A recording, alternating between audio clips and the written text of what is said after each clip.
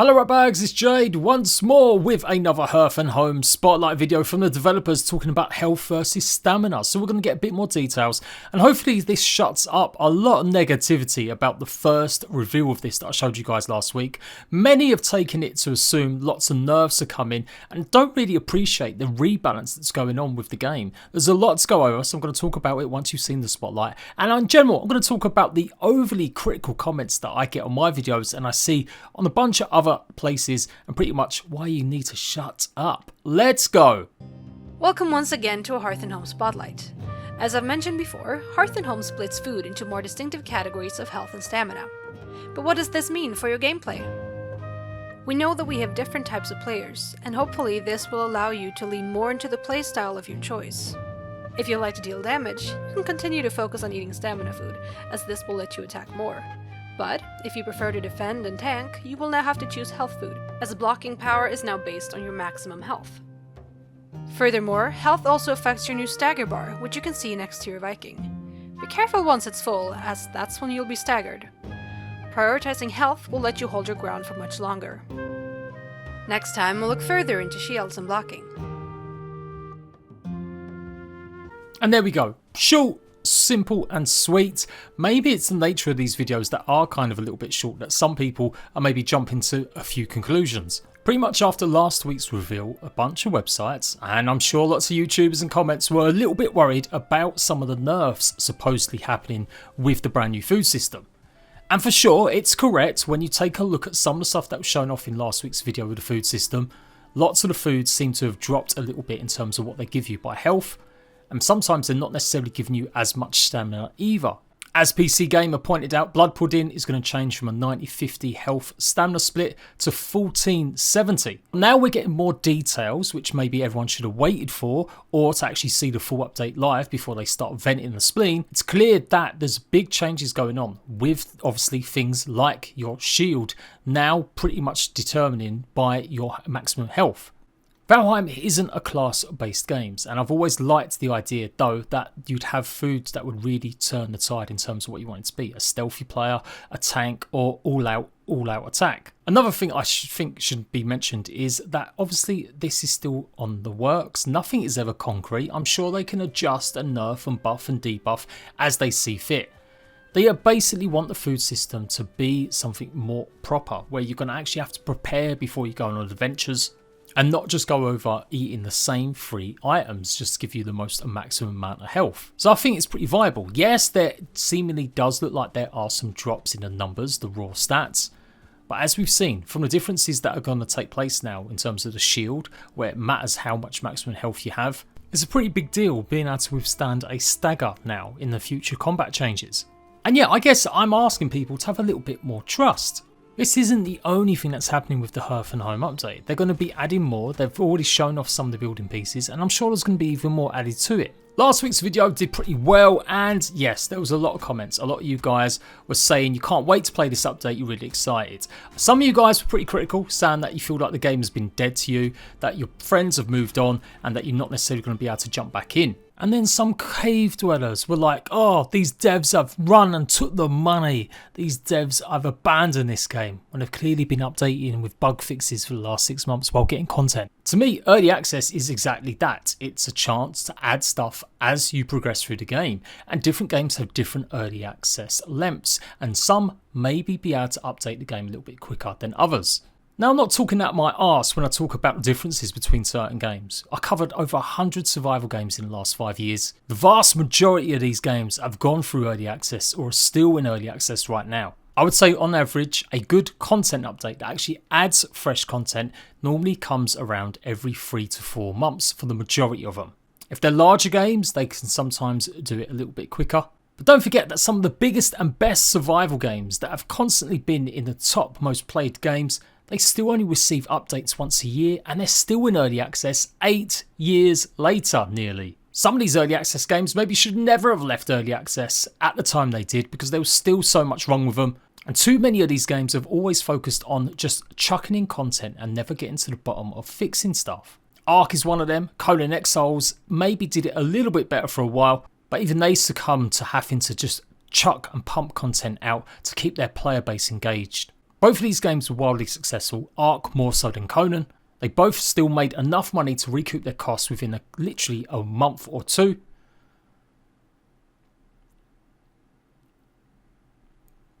But both of these developing companies had loads of people working on their games. Ark had over 50 or 60 people working on Ark for the 6 months before it even hit early access. And that's increased to over 150 by the time they're going on their fourth DLC. But don't get me wrong, I don't mind a bit of criticism. I'm all for it actually.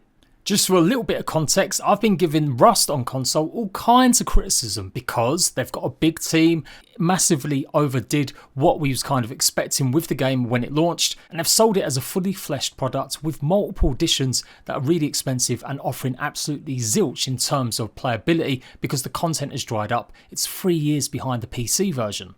That's the kind of shit to get your knickers in a twist about. You can say and argue that the game has dropped the ball on content like Sapil Stones here, and I'd say that is a fair comment if you believe that. But then you get the people that haven't really paid enough attention to the roadmap, took a look at what the developers spoke about during the early access period, and have absolutely no clue about who or what is going on with the game and the developers. Despite many people making loads of videos, me included if you want to actually go and check out the playlist, so many are quick to shout their criticism in the comments, but so slow to do just a tiny bit of research and actually see for themselves rather than watching hate bait YouTubers.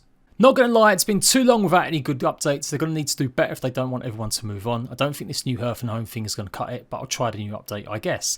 Again, I would say that's a more or less a fair comment. But the thing is, do these games suddenly disappear out of your library? There's no way in shit's heaven the majority of you guys that are criticising this game surely are only playing and nothing but playing Valheim for the last 6 months. Are you telling me that the comments I see where your friends have moved on and this game is dead to you now, what, you can't come and play the game again? You can't just give your friends a little Discord message and say let's jump on Valheim and check out the new update? People go on like this game's going to suddenly combust and explode and have got to play it and get everything they want from it within a short amount of time. Again, I will remind and I will defend, and you can call me a fanboy or whatever.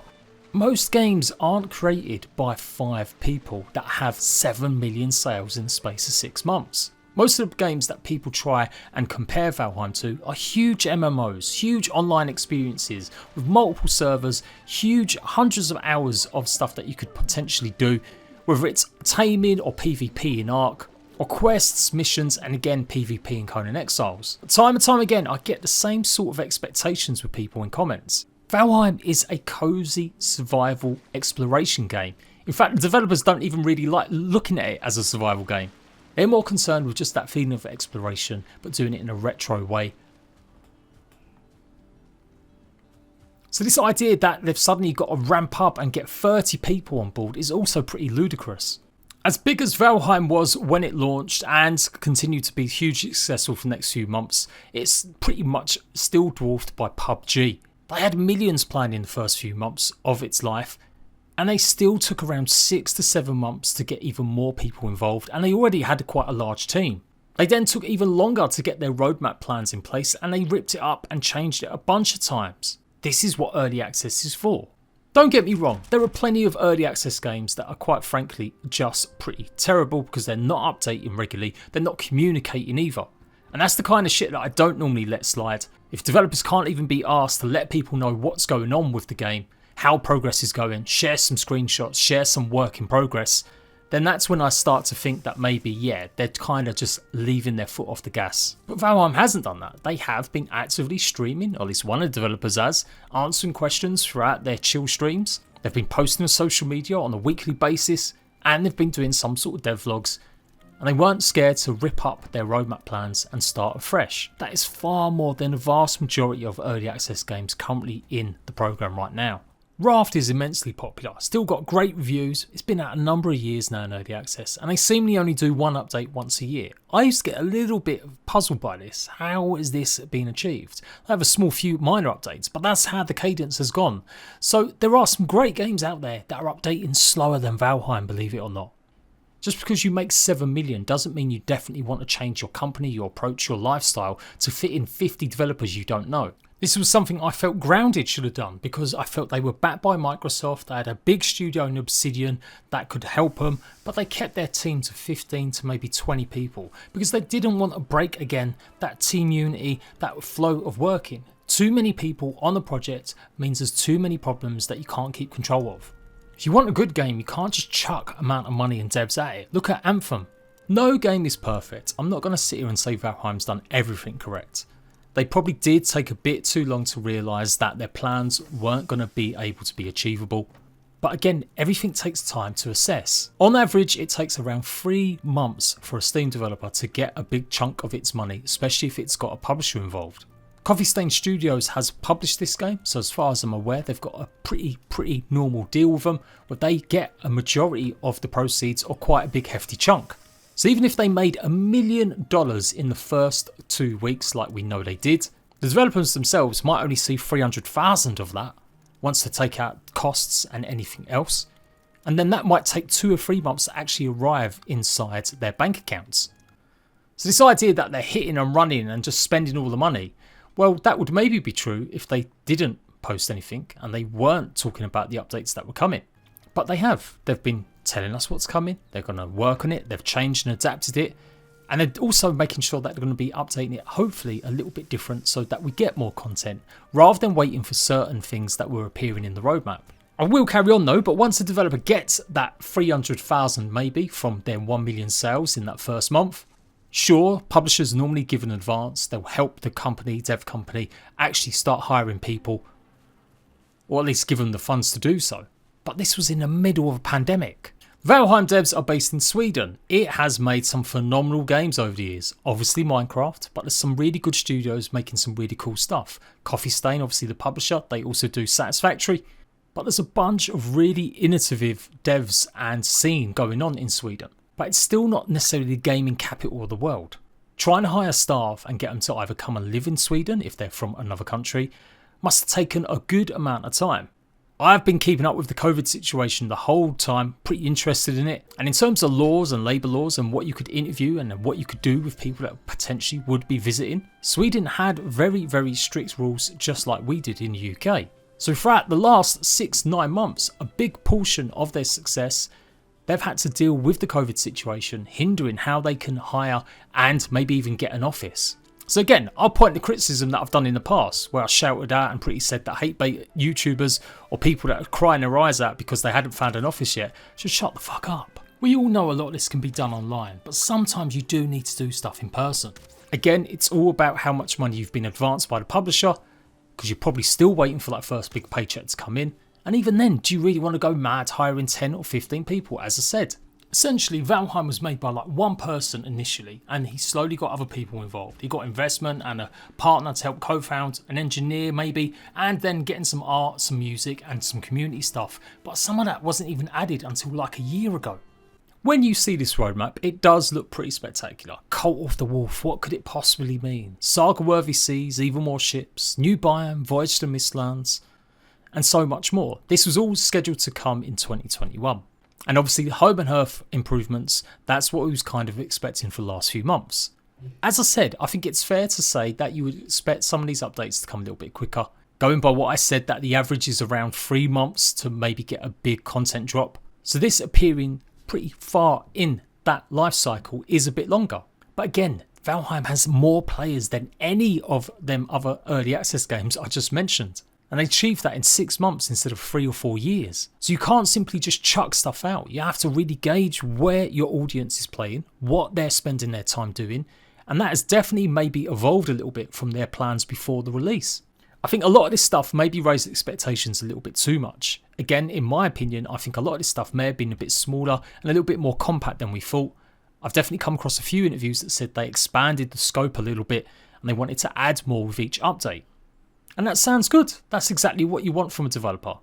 Not just to chuck something out quickly, but to really think about the improvements it's going to make. Is it going to keep people happy? Will it keep people returning back to the game? They missed a step a little with underestimating maybe how much work this would take, and the problems they had in getting staff to come and join them obviously wasn't their fault. So I think people need to take a fucking break. And believe it or not, it's not the vast majority of people that think this. In fact, it's a tiny vocal minority, just like always. The gamer. The dickheads that always just want to come in here with the most over-the-top criticism. Because the developers went and spent some money on their break literally at lunchtime to go and sponsor a horse, that means they spent all their money on a horse and they can't possibly be working on their game for the last 6 months. Like, come on now. How many of you are actually grown-ups when you write this kind of shit? Or are you indeed imbecile kids that don't know any better? The game has been in early access since February. Do the devs even care about completing the project? Last time I checked again, most early access games are in early access at least 2 to 3 years.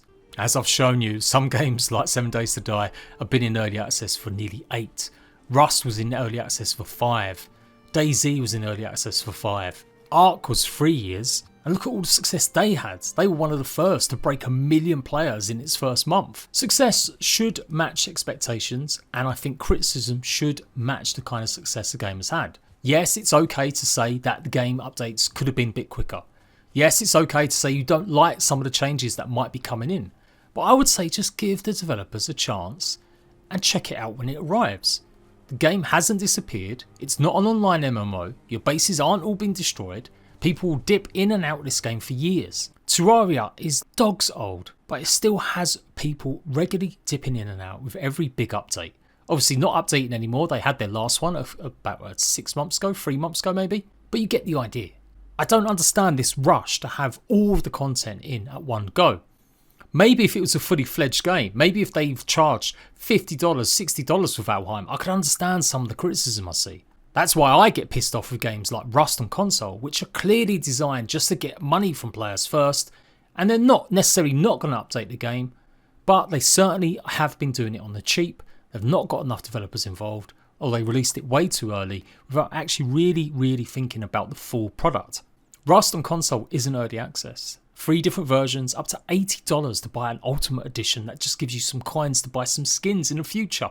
They haven't even added the skins, and it's been 3 months since the game come out. They're also locking off access to test servers behind only people that bought the most expensive editions of the game. Then you take a look at Valheim, which was what, 15 quid, 20 bucks, and you easily got like 80 hours out of it, probably before you really started getting maybe a little bit bored of just going through the same biomes. Again, I'm not saying the game's perfect.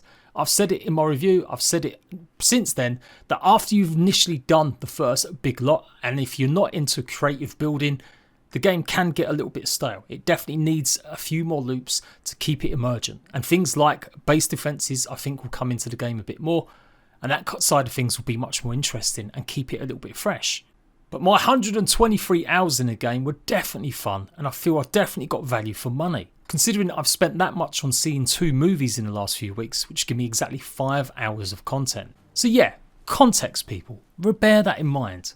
Next time you see someone saying something stupid in the forums, a Discord or YouTube comments, I challenge the people that love this game, the people that understand this, the adults that have looked into this, for you to actually defend and actually speak up a little bit more. You don't have to be rude, you don't have to shout, you don't have to tell people they're 100% wrong.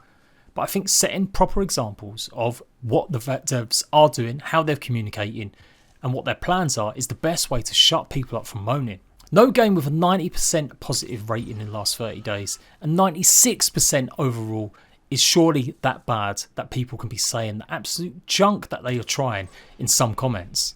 We all want new content sometimes. As a creator, I rely on this. Like if Valheim kept on doing brand new content, I may have not played another game for the last 6 months at all. Valheim done well for me, and it will continue to do well for me, even if I've not really been playing it that much in the last few weeks or month. But as I said, there's other games out there. It's given me a chance to go and check out a bunch of them, and I've had success with a whole host of other games that I maybe wouldn't have been able to try if Valheim had keep pumping out the content. If Hearth comes out and by Christmas we haven't got any other brand new content, I will get the pitchforks ready for you guys. But they've already stated that they've changed their plans. They're not going to have these big massive content updates now.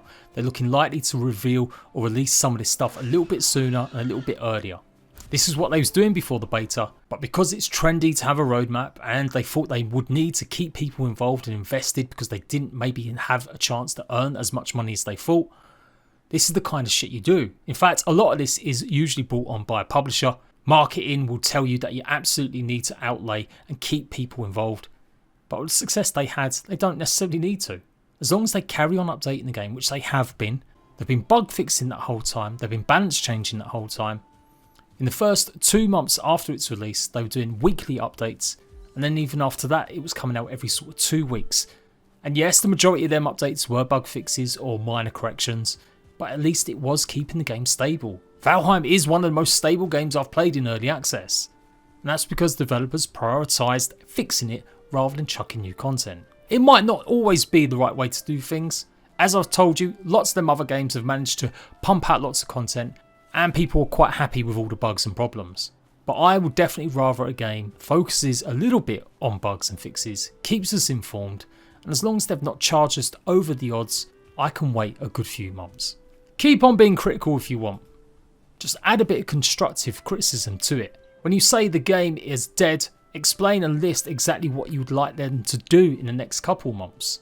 But the idea that you just suddenly abandon a game after having a fantastic time playing it over 2-3 months and then all of a sudden it's dead to you is ridiculous. These types of sourpusses are absolutely a joke. That's just one man's opinion. You don't have to agree. I don't give a fuck if you do or don't. I just think people should cut the Valheim devs some slack. They've done everything in their book. They've employed new people. They've got a change to the roadmap to deliver content quicker. They're letting us know exactly every stage what's coming. I don't think they can do much more than that while still maintaining a great game. I'll be back next week with whatever else they reveal. They do look like they're doing this on a weekly basis, and I can't wait to see what Hearth and Home delivers when it finally arrives. FYI though, it will not be showing up on the test live servers. They've kind of said this before, but I will repeat. They've had that running, again, something that some other developers don't bother doing. But because they want this content to be a surprise and also to give everyone a little bit of a exciting feeling, they're going to be revealing it all in one go and then doing balance fixes afterwards. Obviously any big changes after the update, that will all go to the test live servers. But the initial drop of Hearth and Home, as far as I'm aware, will not be appearing on any test servers. It's all closed testing. Like I said, I don't say any of this lightly. I'm someone that's been hypercritical of games like Ark, Conan, and again Rust on console, and I've ripped a new one into a bunch of smaller little early access titles that have kindly misstepped. If Valheim were really doing truly shitty things, I would be the first one to be jumping all over them. But I have to say that I am learning as well what it takes to get a game made. I've been taking a very active interest in how to develop and make games. I've been doing lots of history, lots of research into it. And although I'm not a game maker myself, I can definitely appreciate much more, even now compared to like a year ago, of how games are made, especially when it's by small teams. So yeah, anyway, long one. I'll see you ratbags next week.